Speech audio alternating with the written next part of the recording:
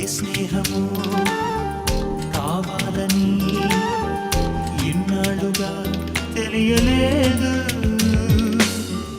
ఇచ్చేందుకే మనసుందని నాకెవ్వరు చెప్పలేదు.